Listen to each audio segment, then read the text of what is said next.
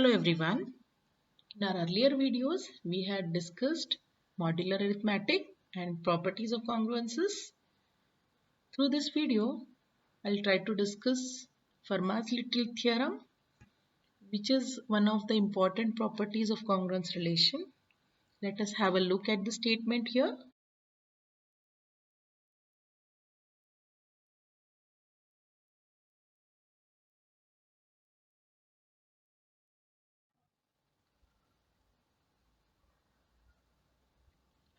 Fermat's little theorem states that for any integer a and prime p, the relation a raised to p minus a is always divisible by p. Further, when my p does not divide a, I can reduce the relation to a raised to p minus 1 congruent to 1 modulo p. Due to this relation, we can reduce a larger number into the smaller number by considering its remainder after a division by p. If we are working with prime numbers, then we can directly find the remainder after the division. And if we are working with the composite numbers, we can find the prime factorization of that composite number. That means we can split that composite number into multiple primes, and for individual primes we can use Fermat's little theorem and reduce the numbers. Just as an example, I can take a equal to 2 here and p equal to 17. Now 17 does not divide 2, so I can use Fermat's theorem here. Let us verify this here. 2 raised to 17 minus 1 is congruent to 1 modulo 17. That is 2 raised to 16 has to be congruent to 1 modulo 17. Application of Fermat's little theorem, where we can use this. In this video, we'll be mainly discussing two types of application. One is multiplicative inverse modulo p, finding a multiplicative inverse. And another is reduce a larger integer to a smaller integer so that we can understand its properties. For multiplicative inverse, I'll discuss only one example here. Find multiplicative inverse for 3 modulo 7. If a is 3 and p is 7, I can write Fermat's theorem as 3 raised to 6 is congruent to 1 modulo p. I can divide both sides by 3 so that I can get 3 raised to 5 is congruent to 1 by 3 modulo 7.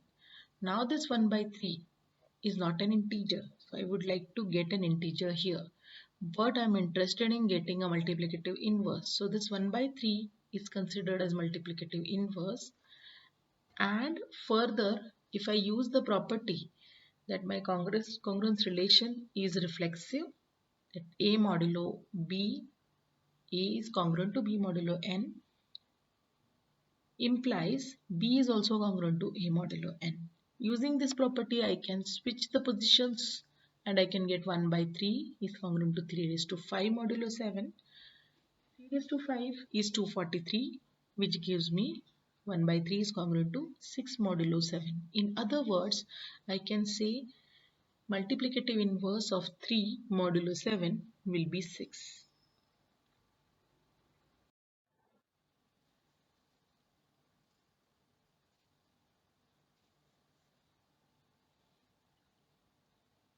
Let us have a look at this example, which is asking you about finding the remainder when 23 raised to 1563 is divided by 7.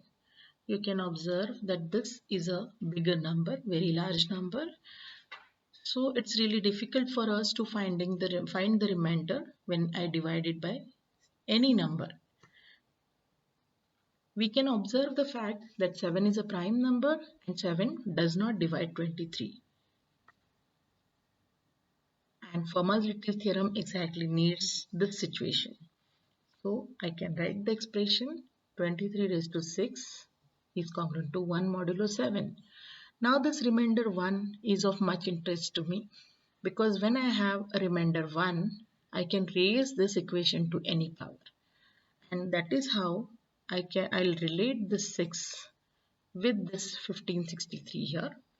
Using Euclidean algorithm, This is how I can write Euclidean algorithm, and my larger number is reduced into product of two numbers, one of which will give me 1 as the remainder. So I need to worry about the remainder which is obtained after I divide 23 raised to 3 by 7. That means the bigger power I have converted into the smaller power, because this part is going to give me remainder 1. I don't have to worry about it really. Now let us see what we can get. 23 raised to 6 raised to 260. That means I can raise this equation to any power, and even again my remainder will become 1. Now I can multiply both sides by 23 raised to 3. Now this 23 raised to 3, to find this number, instead of finding this number, again I'll take the help of congruence relation. My 23 is congruent to 2 modulo 7. So its power 3 will be congruent to 2 raised to 3 modulo 7. And thus my answer is 20 raised to 1563 is congruent to 8 modulo 7. But 8 modulo 7 also can be reduced to 1 modulo 7. Thus my remainder should be 1. This is how, using Fermat's theorem, we can reduce any larger number to the smaller number and achieve the things we want to achieve. Let us have a look at it. We have another example that show that 13 divides 9 raised to 229 plus 4. Now about this plus 4 I'll discuss first. That what exactly I need to show. I need to show that 9 raised to 229 is congruent to minus 4 modulo 13. Right? Because this minus 4 will go to the other side and then I can get the multiple of 13. That's why this relation can be written as 9 raised to 229 is congruent to minus 4 modulo 13. If I have some negative number here, I'll have the positive remainder. So this is what I have to show. Let us see how we can work. We can again see 13 is a prime number and 13 does not divide 9. So again by Fermat's theorem I can say 9 raised to 12 is congruent to 1 modulo 13. Now similar examples we had solved using basic theory of congruences, but we used to use the smaller powers there. Here the benefit is we can directly reach to 9 raised to 12. We don't have to calculate it. We directly get the expression, and since this 9 raised to 12 is a bigger number, I can easily relate 229 to 12 and I can easily reduce my number to the smaller number. That is the benefit of Fermat's theorem. Now 229 will be related to 12. So it leaves remainder 1 here. So as a result, I can write 9 raised to 229 as 9 raised to 12 raised to some number into 9. So basically I need to worry about only this 9 because this is going to give me 1. 9 raised to 12 raised to 9 is congruent to 1 modulo 13. 9 raised to 229 will be congruent to 1 into 9 modulo 13, and this 9 is smaller than 13, so it itself is my remainder. But I have to show that remainder is minus 4. So 9 is the positive remainder. If I express the same thing into negative remainder, I'm going to get minus 4 modulo 13. Thus, we have shown that 13 divides 9 raised to 229 plus 4.